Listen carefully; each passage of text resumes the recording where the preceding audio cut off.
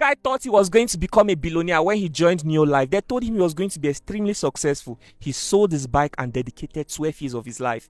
Today, he's regretting it so badly. He wants to make a confession to the world so others can be careful. This is his story. I would have been in prison by now. It is God that saved me. Why? In this organization, you are free to quit, but you are not free to talk about the wrongs they did. So is this like a cult or what? In this organization, if you want to succeed, you need to be like dead body. If they say do this, you do. Do this, you do. Do this, you do. You must not complain. Your own is to comply. So when I got home, I said, Auntie, forget, we're already a billionaire. Sir, now that time now I know the difference between hunger and hungry.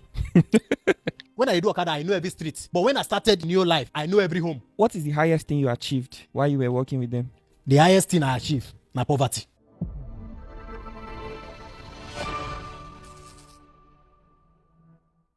Bro, you said you worked with Neolife for more than 12 years. Why did you finally quit? Can you tell us your story? Yeah, I was with Neolife International Company for 12 good years. I decided to quit because most of the things they preach to us are not really true, and I'm not getting what I really want from the organization. Can you tell us how you joined in the first place? Yes, I was in Lokoja, Kogi State as of 2013. So after my secondary school, I came to Lokoja, Kogi State to stay with my sister to look for something to do because my parents were not financially stable. My father just retired as of 2007, so he's not financially buoyant to sponsor me to higher institution. So I came down to Lokoja, Kogi State to look for something that I can do in order for me to be financially free. So one day I was walking on the street of Adankolo, Lokoja, Kogi State, and I think I know the woman, but we don't used to talk. So she was sitting by her corridor, and she just saw me. She called me. She said, Simon. I look. I said, Madam, good morning. No, I greeted her. She said, how are you doing? I said, I'm fine. She now said, what are you doing now? I said, Madam, I did do Okada, and in the night, I'm also doing security job. She now said, that one cannot really give me the kind of future that I want. There's this very organization that if I can partner with, within 2 to 5 years, I will be extremely successful. I can eliminate poverty from my lineage. I said, wow, what's the name of the organization? She said, she cannot mention the name now. What are their products? What kind of service do they render? She said she don't want to explain everything to me here. That I should come to an event where people that know more than her will explain to me in detail. I say, okay, where are they doing the program? She said I should come to Lukunguma Phase 1 Primary School, Lokoja, Kogi State, opposite Copper's Lodge, Old Living Faith Church. I said, okay, no problem, I'll be there. So I went there. It was Saturday. I went there, and the secure one class in that very primary school. So we're like 10 that came as guests. Yes, we're like 10. Then I think we have the leader that's anchoring the program that very day. We have Mr. Paul Mahmoud there. We have Juliet Eze there that very day. So a leader now came up, started explaining the functions of some of the products. She came up, she talked about what we call sound health, how we can take care of our health and every. So after then, they invite another leader up. They call him financial instructor. So he came up. He said what he want to show us is what we call cash flow quadrant, how money flows into the society and how money flow out. So when he came out, he started explaining the cash flow quadrant. Sir, if you are in that very program, you will feel like already you are a billionaire, even when you don't have anything in your pocket. If you listen to this man, he started. He said cash flow quadrant is how money flows into our society. That we don't know that money is like a river. It will flow.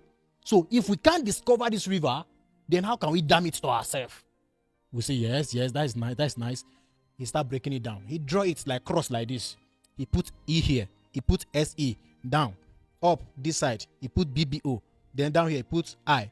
I say, what's the meaning of this one? He said, this one, E, represents employee. So this one is self-employed. And this one is big business owner. And this I is investor. You now ask. You say, where are you on this board? Are you an employee, a self-employed, big business owner, or an investor? Yeah? Me that time, I say, which one I even the self? I look at the board, employee, self-employed, big business owner, investor. I said, I'm an employee because I did do security job. I look down again, self-employed. I did do Okada. I'm a self-employed. 2 in 1. And I say, me, 2 in 1. Employee and self-employed. You know, I say, okay, let's get started. Employee. Who is an employee? Somebody that is working for somebody. That if you are working for somebody, you can never become successful. As you are working for somebody, your destiny, your whole life, you are using it to improve that man's income. So you can never become successful. I say, He said, as long as you are there working for this person, you say, I own a job. I own a job. We don't know the meaning of job. Job means journey of the broke, or joint of borrowers, or just over broke. Here, I open eye. I say, journey of the broke, joint of borrowers, just over broke. Okay, if you are here now, you are working, you are an employee. Check your pocket, check your bank account, check all around you. How much do you have? I check my pockets. Now small money I get for there. I say, hey, voila day. He explained, if you are an employee, you will die a wretched man. Because all your life you are working for this man. This man does not anything about you does not concern this man. Even if you are sick, he expects you to be in your duty post. You are in the hospital, this man will not come and visit you. This man can travel outside the country and you are there to make sure everything is going on well with his organization.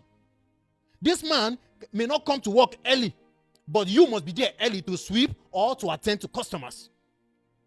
This man will keep you there. He may not even come to work for 1, 2, 3 weeks, but you must be there to make sure everything go well. You are the one working, but your boss is the one that is buying cars, building mansions, traveling outside the country. You are the one working. Your own children are out of school because you are unable to pay school fees. But your boss, the children are outside the country.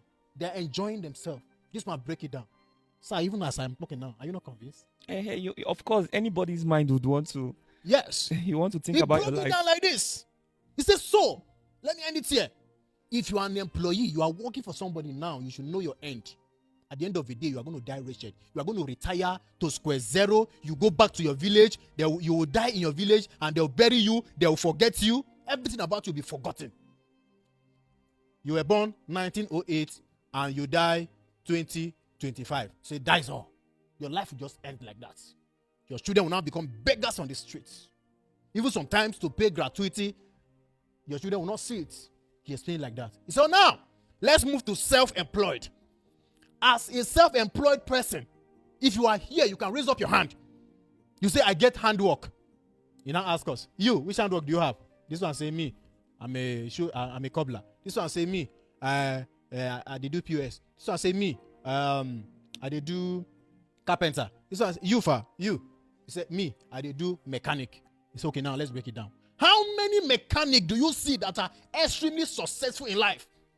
How many mechanic children do you know that are living above poverty? You say you say you operate POS. You say you don't know the meaning of POS. You say they say point of sales, Abi. Say POS. You say that is Junction Prison. Now Junction Prison. As long as you are sitting down there, now inside prison you did. Sit down inside that cubicle. You are inside prison. The owner will just come in the evening and collect money and go like that. He said, as a self-employed person, you are using your energy. Your presence matters. You must be in your place of work. It requires your energy as a carpenter. What of the day you fall sick and you're unable to go out to go and use your energy? How will you feed? How many carpenters are successful that you know? You just look. This same person, you say he be carpenter. If you look and say, you already know, say this one is already confused. All the handwork, that very day that we mentioned, he condemned it to zero level. Employee, self-employed persons can never succeed in life. He wrapped it up that way. He said, you say, okay, you own a shop. You own a shop. You say, I own a shop. I'm a petty trader, or you are selling provision and others. Do you know the meaning of chop? Chop means stay here, operate poverty. S-H-O-P. That's chop. Sleep here, operate poverty. Stand here, operate poverty. Whatever you do in that shop, you're operating under poverty. Because poverty say a tree can never make a forest. You say, hey, well, we open eye, they look. He said, as long as you are sitting in that shop, you see, sometimes you see that some persons will come to the shop with mats. When they are no longer making sales, customers no come, they'll just lie down and they start sleeping. You now come, you now say, madam, I want to buy something. Say, you don't come. Say, carry anything you want and bring money, Jare. He said, once you get in there, you can carry whatever you like and give him or her money and walk away. He explained. He said, as you are sitting in that shop, he said, a time will come. You will be old. You will be useless. Old means useless. As long as you are in that shop, a time will be useless. Time will come, your eye no go see very well again. You no go get energy. When some persons come to buy something, they go and take it and give you any amount. Amubo, people where they smoke, they can walk into your shop and carry whatever they want and give you small money and go. He explained everything from beginning to the end. I say, employee, self-employed. So he has condemned to work for somebody, to be alone, and also to have your own handwork. So what else? So we're eager to hear the part of big business owner and investor. All of us now want to be a big business owner. So he now say, okay, now let's go to the interesting part. We say, oh, God, I thank you. In my mind, I was saying, God, I thank you. He started explaining. Big business owner. He said, these are people who are making substantial income. He said, money can never be these people's problem. He said, as long as this earth is concerned, these people forget they can never be broke again. He said, while they are sleeping, money keep on entering their accounts. He said, why these people are sleeping? Their phone, before you know, their phone don't off. Why? Because they keep on receiving alerts. Bing, bing, bing. Sometimes they need to put their phone on silent. While they are in events, money keep entering. So these people can never be poor in this life again.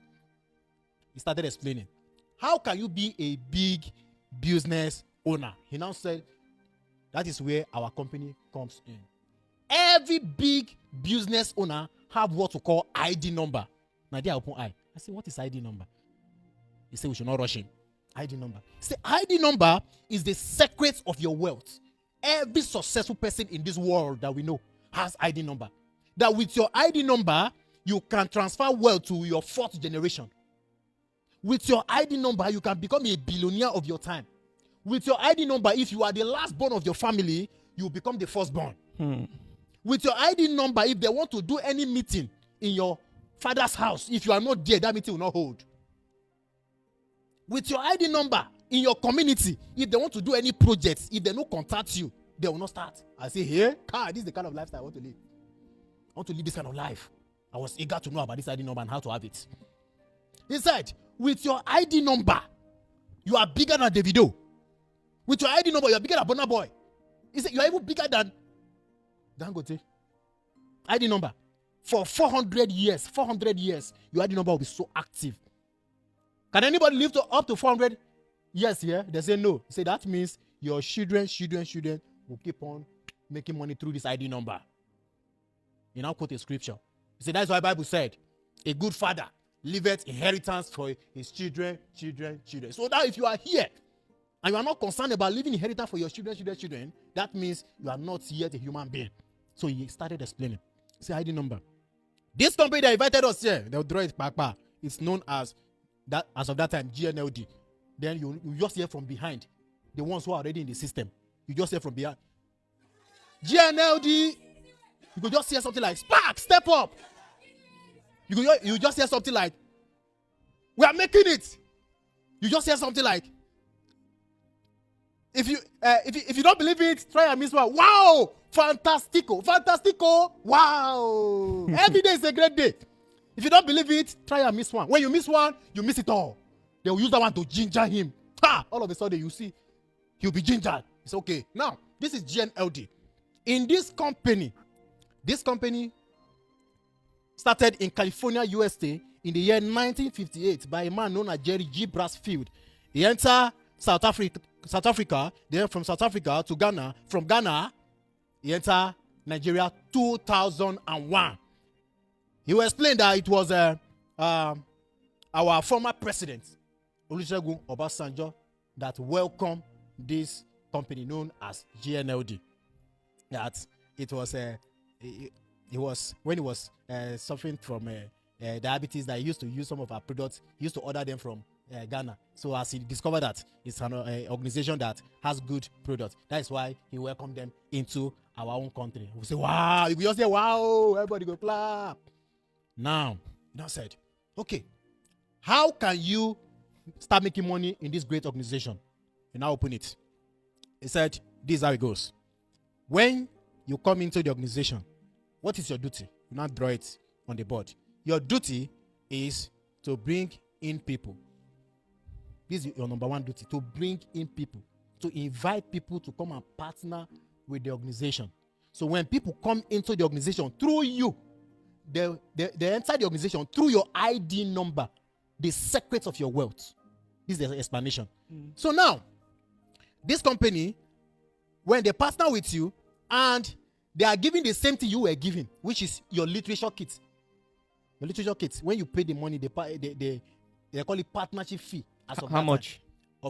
As of 2013, it was 8,500 naira. So when you pay that 8,500 naira, the company will give you a small bag like this. That bag contains some books, some literatures, like the company's catalog, policies and procedures, flip charts, 2 products, and they will create, then you bring your passport, they will do an ID card for you. Like me, as of 2013, when it was January, this is my ID card. This very ID card, I keep it till date. Look at it here. So now they'll do like this for you. Now people will be coming into the organization through your ID number. Then there are 2 products that you are giving. The 2 products is 3NN by 60. We call it 3NN by 60. It's 2 like this you'll be given. So that 2 products is your capital. Okay, then you now start bringing people. That means bringing people is you are building your network. The leader will tell you, he said, your network determine your net worth. You say that is so interesting. So the more people you bring into the organization, the more money you make. That is the meaning. If you bring one person, how much do you make? No. It's not about bringing people. If you bring in one person, that person that you brought in, you must coach that person. I'm coming to that. You must coach that person to be able to do points that will qualify you to make money. I'm coming to that, sir. You understand? So it's not about bringing in people. You can bring in 100 people. If they don't do what they're supposed to do, if you're unable to coach them to do what they're supposed to do, you will not make one error. Wow. Yes. So it's even more difficult than I thought. Yes. I will explain everything to you very deep. The reason why I'm here is for people to understand, because I've wasted 12 good years with this organization because I listened to mouths than the company itself. Everything you need to understand about the company is on the company website and in the literatures. But some of these our so-called leaders in the organization will use mouth for you. Even when you read something in the literatures, in the books that are given to you, they will use their own mouth to counter what you've read. Yes. So now, the leader will start telling us that you start building your network as you bring in these 4 people. These 4 persons also, you will coach them to go also and bring in more persons. So that means you are building a great generational wealth. Yes, unending wealth. So as people are coming into the organization and you are coaching them, teaching them how to go about the company, that is how your money keep on going up. Now, he now said, he has come to the end of the whole lecture. He cannot tell us more, that there are some persons here right now that will come up and tell us their own experience and the testimony they have had in the organization. I say, hey, I would like to make some persons come up and give testimony. So they started from the level of manager. You hear something like, applause to this manager, a great leader, a leader known all over 74 country. Let's welcome this dreamer, wonderful person. He's making lots of money, billionaire of our time. Let's welcome. They just call the person name. Here, you just see person, you just walk, shele. Come stand for stage. You go look this person where they call manager. The person they just call manager, they hail him like this. You look at him like this. But because of what is entering through our subconscious mind, that very time you can't reason where. we overlook that. You know, so I came into the organization. I was I've forgotten this guy profession that time. He said, we now give his testimony. He said, but I met somebody on the street and he talked to me about this great organization. I came around, they explained to me, I discovered that it's a great organization that can really help me to become extremely successful, and I partner with the organization. And today I am a manager. I'm making money in the organization. Manager making money. Manager is a very big status on a normal day. That one will go. I said, let's welcome this senior manager. I can remember vividly this young man. I want to call his name now. Mr. Shaibu Shaban. So let's welcome this senior manager. As of that time, he was a senior manager. They applaud this man, and he came up, this young guy. He said, he was a Tyler. And they talked to him about this organization, and he came, he saw everything, and he decided to partner with the organization. Today, he's a senior manager. Money is not his problem again. He's making good money. I say, wow, I would like to become a senior manager. Not even a manager. So I would like to become a senior manager. So that one go. After everything, they say, okay, now, let's welcome our overall leader. As of this time, our team overall leader is not in Kogi State by then. It was this very lady that was anchoring that program that day. I think as of 2013, she was a director. Let's standing ovation as we welcome this great director of our time, a shareholder with the organization. Let's welcome Mrs. Eze Lucia. No, not Lucia, sorry. Eze. Something like that. You can't remember, just continue. I just can't remember. So they welcome her. And she came up. She said,